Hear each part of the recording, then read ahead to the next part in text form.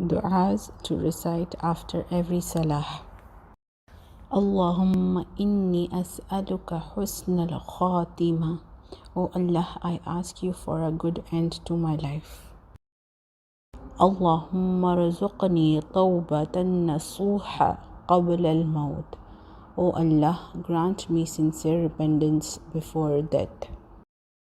Ya muqallib al-qulub, thabbit qalbi ala dinik. O controller of hearts, make my heart firm in your religion. Allahumma a'inni ala dhikrika wa shukrika wa husni ibadatik.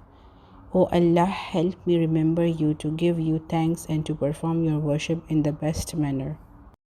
Allahumma inni as'aluka al-afwa wal-afiyata fid dunya wal-akhirah.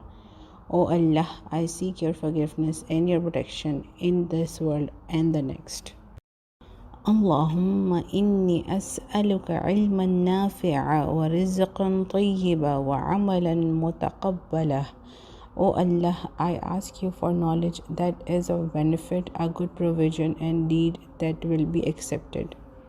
Rabbi ighfir warham wa anta khayrul rahimin.